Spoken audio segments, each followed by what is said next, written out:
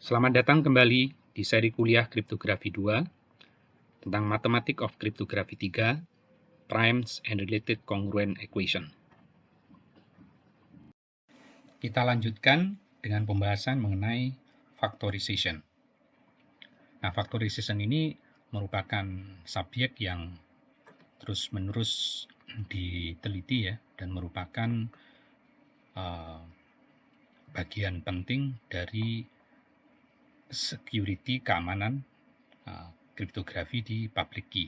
Nah, karena factorization ini menentukan seberapa cepat kita bisa memecahkan pasangan kunci publik dan kunci private-nya. Beberapa hal yang akan kita bahas di sini adalah pertama mengenai fundamental theorem of arithmetic, kemudian factorization method, Fermat method, polar p-1 method, polar true method, dan beberapa metode yang lebih efisien. Nah, beberapa dasar teori aritmetik yang membahas tentang factorization adalah bilangan integer sebetulnya bisa kita representasikan sebagai komposisi dari bilangan prima.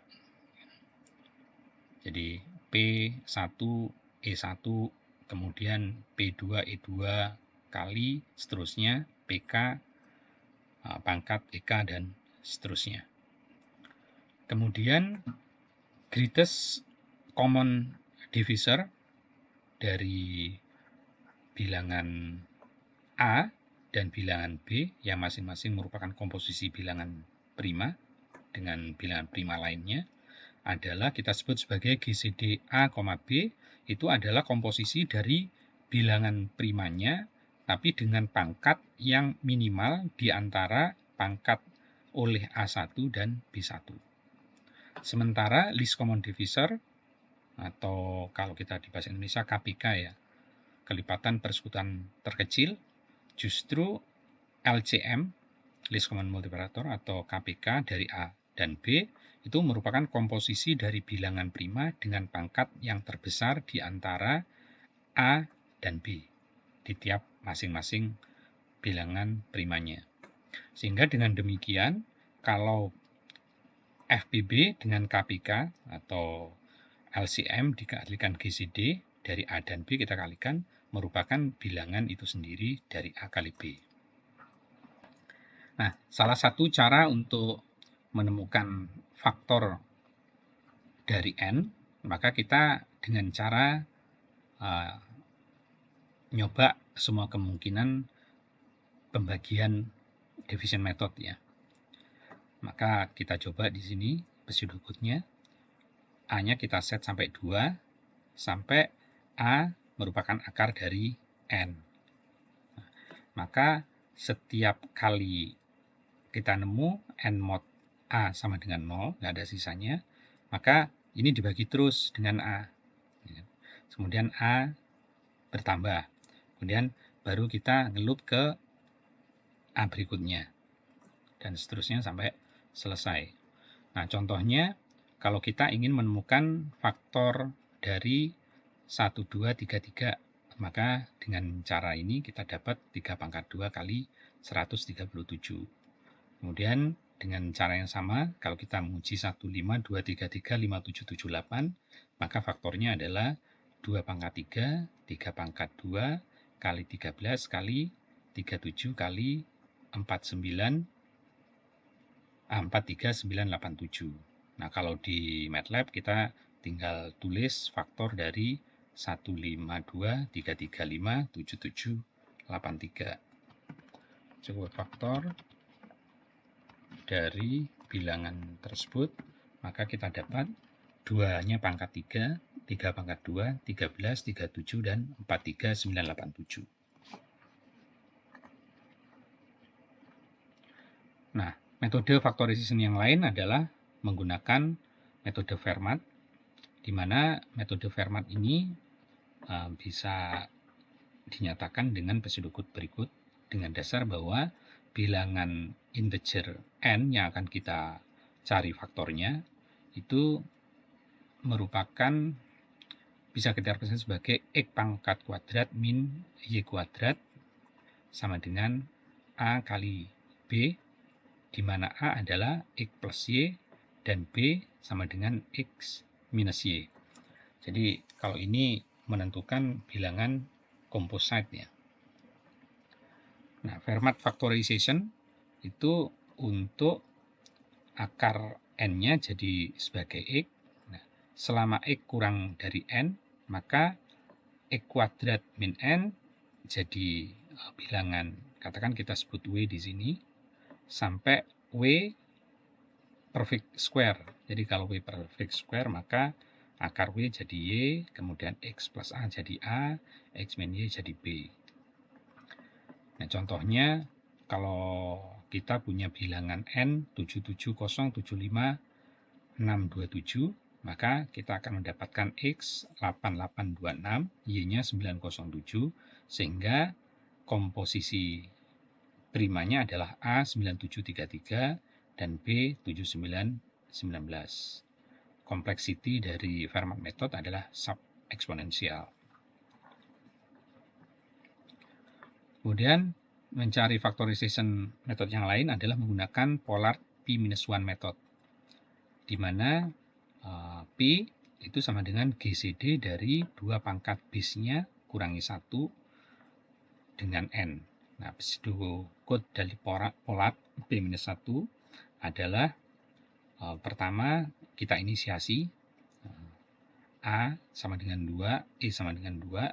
Nah, selama E-nya kurang atau lebih kecil dari base yang ditentukan, jadi base-nya itu bilangan prima penyusun dari yang akan dicari, maka A pangkat E mod N jadi A, E-nya nambah terus, maka P adalah GCD dari A-1, N. Nah, jika P lebih besar dari 1 dan kurang dari N, maka P-nya kita dapatkan, yang lain enggak ditemukan. Contohnya adalah kita ingin mencari faktor dari 57247159 menggunakan polar P-1. Nah, kita asumsinya udah tahu bahwa bilangan prima penyusun faktor ini selalu kurang dari 8. Nah, maka B-nya adalah 8, N-nya masukkan bilangan ini. Maka kita dapat P-nya adalah 421 kali 135979. Nah, 421 ini adalah prime dan P-1 tidak punya faktor yang lebih besar dari 8 karena 420 faktornya adalah 2 pangkat 2 kali 3 kali 5 kali 7. Kemudian cara mencari faktor dari bilangan komposisi integer N adalah dengan polar row method. Nah, kompleksitinya adalah 2 pangkat jumlah bitnya bagi 4. Ini pseudocode-nya. Inisiasinya adalah XYP-nya diinisiasi dengan 221. Nah, selama P-nya sama dengan 1, maka Fx ini bisa diisi bilangan sebuah fungsi ya, bisa X kuadrat plus 1 gitu. Mod N, kemudian Y-nya adalah fungsi itu untuk ini terhadap Y, mod N. Kemudian P-nya adalah GCD dari X min 1Y, N. Maka P-nya adalah faktornya. Nah, kemudian factorization yang lebih efisien itu diantaranya adalah quadratic sieve dan number field sieve. Nah, quadratic sieve itu adalah sebuah prosedur untuk mencari nilai dari X kuadrat mod N. Ini kompleksitasnya adalah E pangkat C, di mana C adalah logaritmik natural dari N dikalikan logaritmik natural dari logaritmik natural N dipangkatkan setengah. Sementara kalau number field sieve itu kompleksitasnya lebih rendah lagi, yaitu E pangkat C, di mana C-nya adalah 2 kali ln dari N pangkat sepertiga dan ln N pangkat 2/3.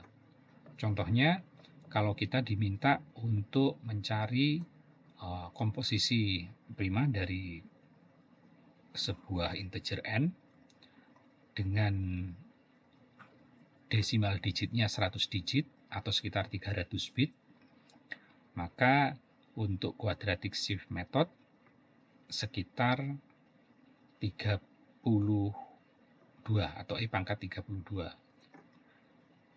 Kemudian yang number field shift method sekitar E pangkat 18. Jadi kalau kita punya komputer dengan kecepatan 2 pangkat 30, maka kira-kira diperlukan 20 jam, sementara kalau number field shift method sekitar 6 detik.